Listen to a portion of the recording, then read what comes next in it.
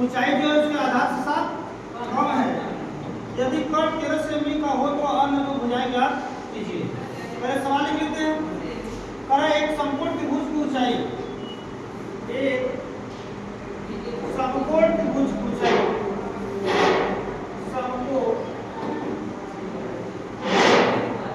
त्रिभुज की ऊंचाई, एक समकोण त्रिभुज की ऊंचाई इसके आधार से 7 कम है। इसके आधार से 7 कम है। इसके आधार से 7 कम है। 7 कम है। यदि कर्ण 13 सेमी का हो, क्या कहना है? यदि कर्ण 13 सेंटीमीटर का हो तो अन्य दो भुजाएं ज्ञात कीजिए। अन्य दो भुजाएं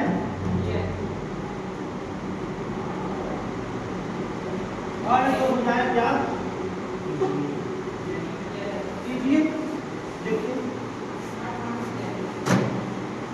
सवाल में सबसे पहले कौन कह रहा है कि एक समकोण त्रिभुज की ऊंचाई, समकोण त्रिभुज की जो ऊंचाई होता है उसको क्या बोलते हैं? लंब। समकोण त्रिभुज की ऊंचाई को क्या बोलते हैं? लंब। समकोण त्रिभुज की ऊंचाई इसी के आधार से 7 कम है। आधार से 7 कौन कम है? ऊंचाई। ऊंचाई कह रहा है कि समकोण त्रिभुज की ऊंचाई इसके आधार से 7 कम दे रहा है। और यदि कर्ण 13 सेमी का हो तो आने दोनों भुजाएं ज्ञात कर दीजिए। तो आप ऊंचाई किससे कम है? ऊंचाई किससे कम है? तो आधारों को मान लेते हैं x। आधार को क्या मानेंगे? माना कि आधार क्या है? माना कि आधार x है। माना कि आधार और इसके आधार से 7 कम कौन है? ऊंचाई। कह रहा है कि उसके आधार से ही 7 कम है ऊंचाई। आधार से 7 कम कौन है? हाँ, इसलिए x बराबर क्या हो जाएगा? x माइनस का 7। x बराबर x माइनस 7। और कर्ण आप लोगों को डायग्राम क्वेश्चन में ही दे दिया है 13। तो आप लोग पाइथागोरस के नियम से जानते हो कर्ण स्क्वायर क्या होता है? कर्ण स्क्वायर बराबर आधार का स्क्वायर प्लस का लंब का स्क्वायर। कर्ण कितना दिया है? 13। आधार कितना है? नहीं दिया है। आधार x माइनस 7। x आधार माने ना और प्लस लंबाई कितना है? x minus 7। ये ना हाइट का उसकी लंबाई हो जाएगी x माइनस का 7 का होल स्क्वायर। आपको x का वैल्यू निकालेंगे तो क्यों निकल जाएगा? देख लीजिए 13 3 100 या x स्क्वायर यहाँ पे a माइनस b का होल स्क्वायर हो जाएगा। a माइनस b का तो x स्क्वायर प्लस का 7 सते माइनस का 2 गुणे x गुणे 7। तो 13 3 169 को अभी इसी तरह रख दीजिए। इसको कोई छोड़ा नहीं है। x स्क्वायर में x स्क्वायर जोड़ेंगे तो और ये 2 सते प्लस का इतना आ गया। अब इसको इधर लेके चले जाते हैं। इधर या तो इसी को उधर लेके चले जाते हैं। तो देखिए बचेगा क्या? 2x स्क्वायर माइनस का 14x माइनस का 14। ये इधर जाएगा तो घट जाएगा।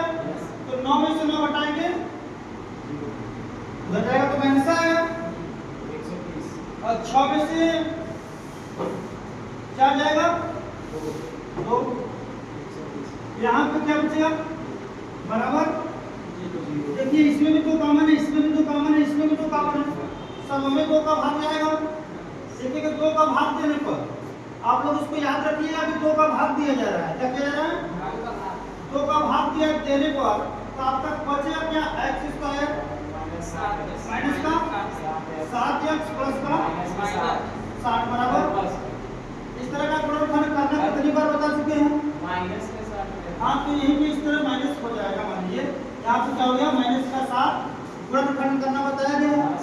गुणनखंड करना तो 10 छक 7 10 छक तो अच्छा 16 हो जाएगा, 7 लाना है घटा के, क्या लाना है? 10 माइनस 3 है, मतलब माइनस का 10 और प्लस का 3।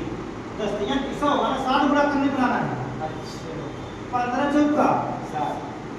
7। और बताइए खोजिए जल्दी से, नहीं मिला कुछ? 12 पंजे 7, 12 12 पंजे 12 पंजे 7, 12 में से 5 हो जाएंगे 7, 7 5 12। इससे भी हो जाएगा। कर देंगे यहाँ से होमवर्क कर लेंगे। यहाँ से होमवर्क लिख देते हैं, जल्दी से अगला क्वेश्चन बोलो।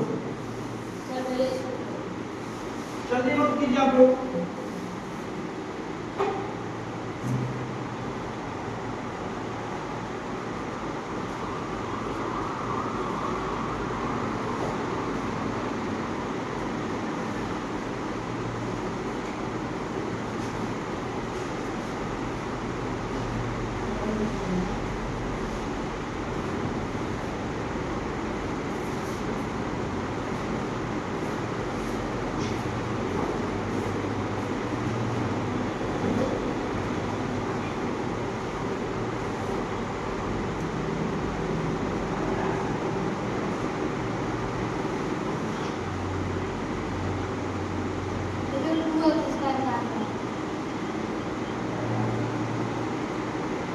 एक्स स्क्वायर में एक्स स्क्वायर जोड़ोगे तो 2x स्क्वायर होगा।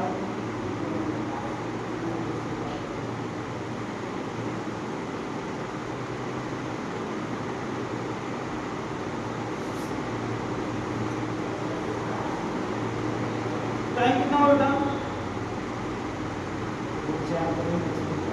तो आप लोग साइंस पढ़ लो, अगले चैप्टर का प्रॉब्लम आप लोग याद करके आइए कर लो।